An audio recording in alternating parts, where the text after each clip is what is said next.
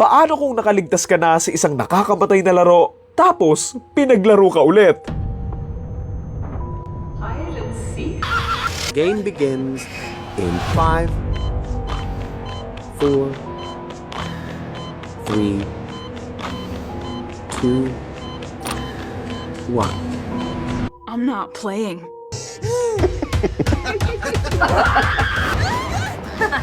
It's exciting. And that's just what they'll all over.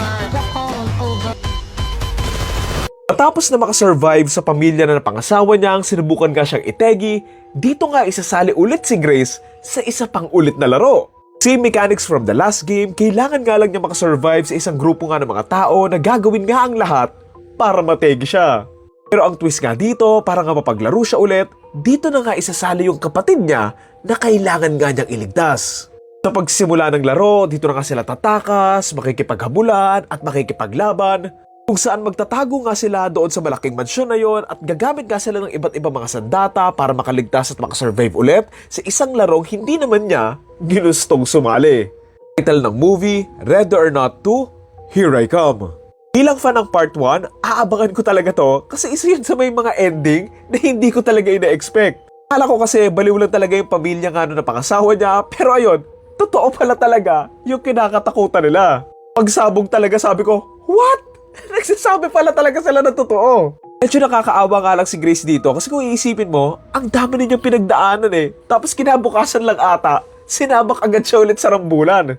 Honestly, goods na ako doon sa may 1 at sana hindi na kanila sundan and yet here we are. So ayun, I'm hoping na maging maganda lang talaga tong part 2. Ang ganda na rin kasi ng mystery na iniwan nga no part 1 na kung ano at saan nga magaling tong kinakatakutan nila. And syempre, since magkaka-part 2, dapat ma-solve nila yon or at least ma-explore man lang ba nila gano'n. It's also going to be interesting kung mag-work pa rin ba yung premise given na hindi na to directly kamag-anak nga na pangasawa niya tapos wala na rin yung element of surprise nga doon sa may dulo.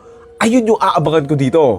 Is naman doon sa may trailer, malaki naman yung chance ang magiging maganda nga yung movie kasi nga lahat naman ng maganda from the first parang andito pa rin naman.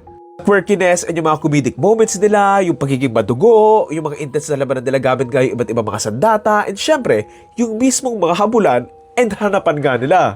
Bagay na bagay din talaga kay Samara Weaving yung role niya dito no? And malaking part din talaga yung performance niya, what makes this film works. Alam mo yun, isa sa mga actress na kapag nasa isang movie siya, malaki yung chance na maganda yung movie na yon.